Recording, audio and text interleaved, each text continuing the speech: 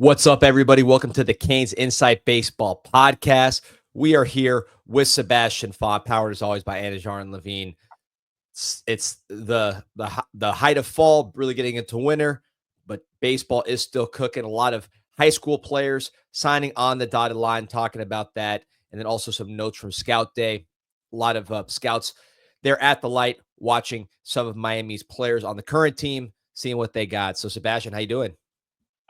Doing great, man. It's been a long couple months of fall ball, and now you got to see what this Canes baseball team is really about in front of all these scouts, and this team's going to be good, man. Well, I'll talk about some things I am hearing from scouting sources, professional scouting sources, but first, a word from some of the best friends that Canes baseball has. Sala Astorita and Cox is a boutique law firm focusing on securities regulatory matters, broker-dealer and investment advisor regulation, white-collar criminal defense, complex commercial litigation, and securities arbitration and litigation. The firm aggressively represents clients throughout the nation. Our lawyers have over 100 years of collective experience handling securities and white-collar criminal matters, including investigations, regulatory proceedings, and enforcement actions in federal, state, and administrative courts. We have also handled investigations conducted by congressional subcommittees. The firm's partners draw from past experience working at the Securities and Exchange Commission, the Department of Justice, a national brokerage house, and on Wall Street.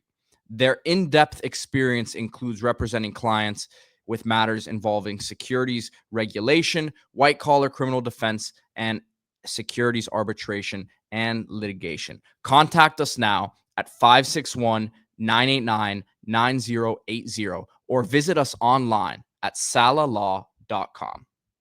So, Sebastian, I was not out at Scout Day. Obviously, we were at a bunch of fall scrimmages, both of us, but that one I missed. But luckily, I was able to talk to a scout, someone with professional executive experience at the game, and some of his thoughts really focused on the offense. He thought Galvin looks like a legitimate dude as a hitter, said he could lead the league in doubles.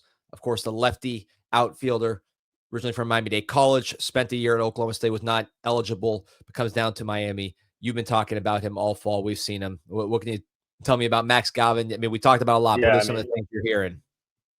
You can say so much about this guy. He's going to be such a spark plug for this offense because he goes out there every single pitch. He's looking to do damage. He's not looking there to just try and kind of just flare something. Every pitch he's attacking. And if you're able to do that on a consistent basis, these teams need to look out. It's not going to be like last year where Cuvée is going to be relatively alone in the lineup.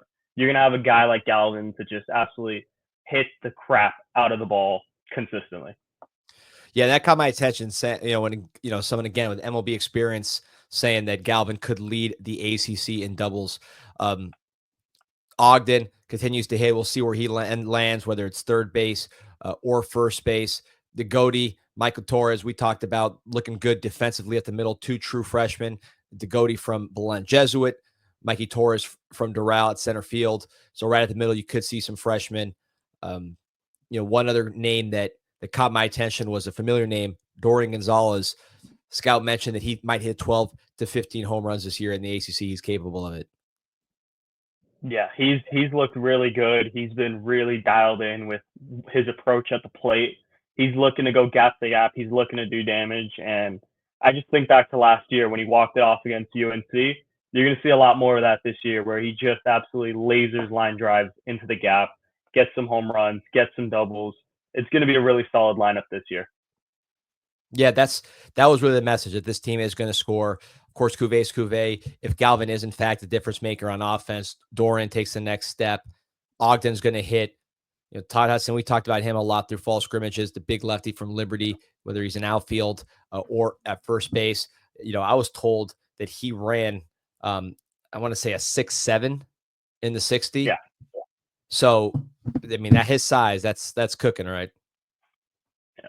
And I just want to say, when it comes to the overall speed of the team, I mean, Hudson's that guy's ridiculously fast regardless. But the importance of Nick Soto, the strength coach that just came over during the summer, it cannot be understated. This guy knows speed, knows how to get his players stronger, faster, and healthy. Most importantly, keep them healthy with the proper mechanics. And everyone on this team throughout the fall has seen massive jumps in speed. Even guys that are just naturally fast, they have found ways to get faster. And this team is going to have the identity of being fast, strong, hitting both for power and taking the extra base with their speed. Yep. Catcher, a big position also. You talked about speed improving. Catcher was an area Miami wanted to improve, particularly defensively. Sounds like Tanner Smith, based on reports out of Scout Day, it did a nice job behind the dish. Ethan Puig, who came in really as a hit first third baseman. No one really knew where to put him. He's been practicing catcher and looking good. We've talked about that. Really, to me, seems like when you talk about up the middle with Degody, the true freshman, and Torres, the true freshman, taking over shortstop and center field because of their defense. And then Tanner Smith, a veteran from Oregon State, coming in at catcher, also more of kind of a defense-first profile. It seems right up the middle. If you can get some more offense out of any three of those guys, it's going to take this lineup to a whole new level.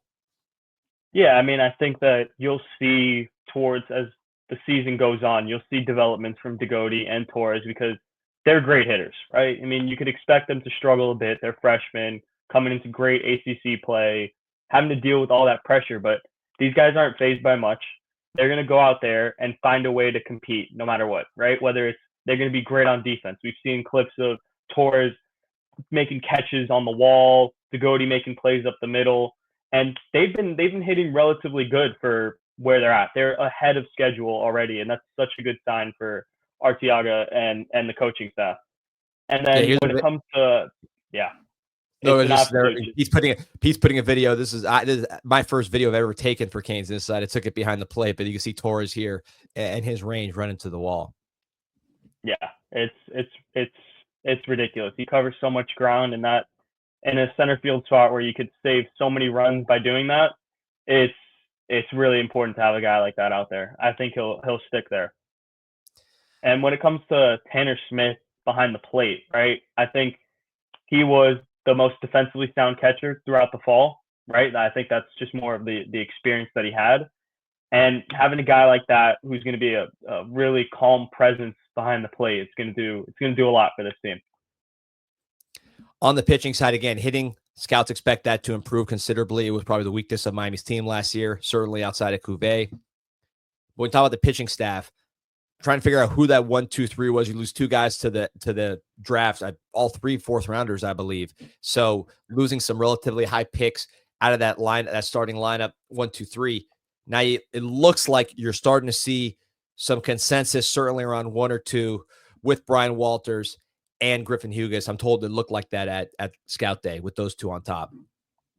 Yeah, they were kind of the talk of all the scouts there because Hughes absolutely showed why he has the stuff to be even a round 1 pick, a day 1 pick. He's that type of just that talent with his arm. And Walters he's going to be healthy this year, and he's going to absolutely just dominate. I mean, you see a guy like Hughes right here. He attacks, right? He's aggressive. He's going to blow that fastball by you and just get it done.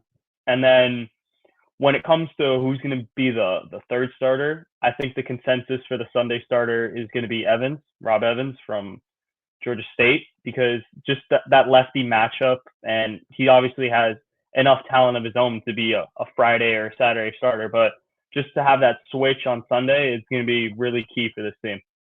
Yeah, I know we didn't get to see him start. He was ramping up with that shoulder, getting in shape. But from what I'm told, he looked good at Scout Day. I didn't know he was going to throw, but he did throw. Was in that kind of high 80s, low 91 range. Again, still ramping up that velocity from the left side. But encouraging to see him throw for the Scouts after really ramping up for a lot of fall. Yeah, and I think that when he gets fully ramped up, he'll be sitting in the low to mid 90s range, because he's put on a bit of velocity this fall, right before he had to take a step back with a bit of injury mishaps. But I think he's going to be very underrated, if not just as good as Hughes and Walters. One name also that I heard some good buzz on, Reese Lumpkin, the pitcher out of Winthrop, starting pitcher, a lot of experience, 6'5" guy, throws hard. I didn't get to see. I've seen, he's throwing, 94, 95 here in training. I don't know if you've got any velocity on him from fall ball, because they didn't have the scoreboard the day I saw him pitch, but he definitely looks like he's throwing hard and he's an imposing presence on the mound with his size. Yeah, even if he's not throwing that like 95, 96, still with the frame, the reach, it's going to get on hitters quick. And let's say he's up in that 95, 96 range. That's going to be a hard task for a lot of hitters. And he's just really consistent in how he attacks hitters. He's very mature, experienced. And that's, again, the depth that this pitching staff has this year cannot be understated. It's incredible. Yeah, again, we're talking about differences from last year. You mentioned the speed. Obviously, the depth of the lineup, or at least the amount of legitimate hitters around Cuvée, I think is a big difference, especially last year when Sear and Torres went out. You really felt that. But even with those guys, I think you're still going to have more depth of hitting, and then the pitching depth, which you talked about. Last year, you saw freshmen like Oliveira come in roles that they really should not have been put in that early. Now you have guys that are veterans who can start games, who can start midweeks, and who can also play that relief game. JD mentioned he wants to use a lot of pitchers this year. That's kind of the trend you're seeing in the professional ranks. He doesn't see why that won't happen in college, with a lot of guys with starting experience and big time relief experience. You could see that taking shape. One guy that you've talked about a bunch that I was told, if anybody has that kind of closer profile on this team, no one's a true closer type, high 90s type of profile when you think of Florida and some of those teams that have those real hard throwing relievers. But I'm told Jackson Cleveland throwing that strikes 94, 95 at the scout day with a really tricky array of pitches. Yeah, he's a guy that, again, that's the key part of it. He may not have like the upper 90s, but he's got such good command of the multiple pitches that he has. And that's so rare to see now. People just go fastball, slider, and try and overpower. But Cleveland, he has the full arsenal, and with good command and even still some good power on it, as you said, 94, 95. It's really good to have. And whether it's going to be in a relief role or a closer role, I think he's going to be able to do the job. He attacks hitters well and gets it done. All right, so let's talk about some new Hurricanes here. Signing day has come and gone. We still haven't gotten official announcements from Miami Hurricanes yet, but we have players who have been publicly committed in the past posting their confirmation of signing. So Sebastian, I know you played against a couple of these guys. You study them. What are you seeing from the class of 2025 for the Miami Hurricanes? Yeah, I think that when it comes to this class, you're seeing the continuation of the identity that JD and co want this team to have, right? You want them to be athletic. You want them to have just this good foundation to build off of. And you can see that all the players in this class are physically built, physically imposing. They look college ready. And I think Magana is a perfect example of this. Tall, 6'3", runs well, fields well, hits well. He does everything well. And he still has projectability left, but he can find a way to play from day one, and that's so important. Yeah, he looks like he could play wide receiver for the Hurricanes, just with the athleticism and the athletic build and the size. There's been some talk about position. I know he played for Braddock with Harold Martinez, former Miami third baseman, also Coach Yo-Yo Morales. He's been super high on Magana for a long time. There's been talk about, was he a shortstop? Is he a third baseman? Is he an outfielder? I mean, where do you see Magana long term? That's a good question. I mean, I probably see him eventually even making a move to second base, actually, because I feel like second base, probably up the middle, just with his speed to cover ground. But I feel like he would be better suited at second base, not having to really worry about making the long throws. But the most important thing about him is the bat, right? You see him, he gets behind the ball very well, explodes it, over 100 in exit velocity on a consistent basis. And he drives the ball to all parts of the field. And the cherry on top, he's a switch hitter. He can bat from both sides well and absolutely crush it. It's not there's not a drop off. He gets behind the ball. He drives it. Any type of pitcher, anywhere, gets the job done. I know this is something it's hard to say here as we sit here in November with the draft in the summer, but what are the chances this guy's more of a Yo-Yo Morales, Daniel Cuvée, and makes it to the Hurricanes as opposed to getting picked in the first round? Yeah, that's probably the problem here when it comes to Magana because he is so talented and has all the tools that an MLB team would want, right? You don't, when it comes to the draft in the first round high school guys, yes, the stats are important, but they look more at the projectability, and this guy's projectability is through the roof. And I wouldn't be surprised if he goes early, being one of the top prep picks in the class. And look, who knows? Again, Morales, Cuvée, those were guys that we thought we might lose, end up bringing them in. I know last year lost some good players, but Lázaro Collera, he was someone around in November of this year. We were all talking about him potentially going pro. Now he's on campus. He's pitching for the Miami Hurricanes this spring. So who are some other guys in this class that you wanted to highlight? Yeah, and before I get into those other guys, I want to preface this by saying even guys that weren't really hyped around the draft have come onto campus this year as part of the 2024 class and made waves. Guys like Ryan Ashford, right? Mikey Fernandez. These two left-handed pitchers especially have been way ahead of schedule of what people thought, and they could really make an impact this year. Guys like AJ Siskar. There's guys across the board from the class that have potential to be studs for this Hurricanes team, and they weren't even thinking about the draft. So we don't really need to think about the draft too much, but just know that these classes are very deep in talent. But that's good to hear. I know, Tate DeRias is someone to caught my attention. Seeing him pitch from the right-hand side. So, of course, we're talking already about the Goatee, who didn't know was going to be in this class this time last year. Kind of a unique situation with Ohio State's coach leaving. But then him and then Mikey Torres, who could have been a draftable guy also, now looks like he'll be Miami starting center fielder. So, lot can change. Ethan Puig, position-wise, changing. There you see the Goatee right here from the class of 24, committed to Ohio State or signed with Ohio State this time last year. It was let out of that commitment or that signing when Ohio State's coach left. So who are some other guys switching gears to 25? These are guys that are not going to be on this year's team, but will be on next year's team if they don't get drafted and go pro. What do you see in there? I would look to a guy like Dylan Dubovic out of American Heritage. He's a guy that is just tooled up across the board, a third baseman who's really calm and then just explodes on the ball. You watch clips of it, it's incredible. And even defensively, huge arm, gets it straight to where it needs to go, can play really anywhere. And that's, again, one of the beautiful things about this class is you have athleticism throughout. You can move these guys around. You could find spots for them. It's not like they're pigeonholed into one spot. These guys could play anywhere. Is this another situation? I'm just looking at the height. You can see the arm right here. Is this another situation where you're really battling the draft? That's tough to say this far out, but I mean, if he keeps his development up, I mean, has a good spring season, who really knows? Who else is it? So we start with two local guys, obviously, Braddock / Columbus with Magana, and now here Dubovic, American Heritage. Anyone else you want to highlight here? I would look to pitcher Eric Peralta out of New York.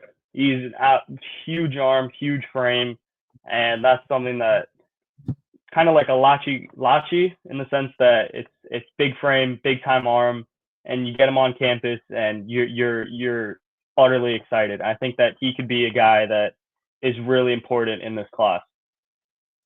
Seems like a lot of size in this class right now.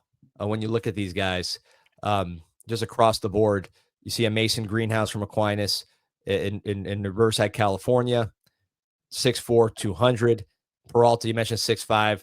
Dubovic, 6'4". Magana, 6'3". Seems like there's some big dudes here. Let's talk about a guy you played against here, just from your personal experience, which is Gabriel Milano from Doral, second baseman. Yeah, he's a guy that really gets, again, like Magana, very behind the ball, but I'd say he's more lift. You obviously see it in the swing. He gets really under it and just drives the ball. You get him on campus, you're going to see a lot of fly balls go straight into that parking lot in right field. Yeah, I'm trying to coach my son on using his hips. This is pretty good teaching tape right here. Look at the torque on on this swing. Yeah, so, he completely rotates and just the ball flies off the bat. So look, you played obviously at Palmetto. You know who the players are locally. Is this a situation where Miami, again, the draft's one thing, but in terms of just keeping guys from other colleges, is this a situation where Miami's done a good job of keeping the best players that are local home, at least for this period? Yeah, I think they've done a very good job of that, especially having to compete with obviously SEC teams. And that's obviously the big battle. That's the hardest part, competing against the SEC teams with all their pull. And we've done great. You have Magana, you have Dubovic. Those are two of the top players in Florida, not even just in Miami, just in Florida in general. And we've got them to sign. And that's just a sign of things to come, especially considering that some of the guys signed aren't from the JD era. They're from Damari and co, but we've been able to either keep them and get new ones to join them on the journey. Excited to see these guys as seniors. Hopefully they do great, but not too great that they're going pro. And excited to see some of the future pros that put on a show there for the scouts at Scout Day. Again, we'll be bringing you updates from this team all the way through spring until we get going. Baseball never stops, as you know, and I'm really excited to have you on here, Sebastian, with the inside perspective, having been participated with the team earlier in the year and knowing these guys and playing baseball your whole life. Appreciate your insight on these guys. Of course, man. This team is going to be great, man. It's going to be great. So CanesInsight.com for free. We got one of the most active baseball boards, the most active baseball board, not even close, on the planet for Canes baseball. So you want to join the Canes baseball community, talk about games, game threads. Once that gets going, talking fall ball recruiting, CanesInsight.com for free. Sign up, go to the forums, and talk away. It's a lot of fun. But again, appreciate everybody joining us. Don't forget Miami Hurricane Team Store. You get 20% off using promo code INSIGHT20. Your first item gets some Canes baseball gear. You don't have to wait till spring to do that. And get the jackets, get the winter clothes, whatever you want. You can go locally right across the street from the campus next to the Thesis Hotel or on MiamiHTS.com. That's promo code INSIGHT20. Until next time, go Canes.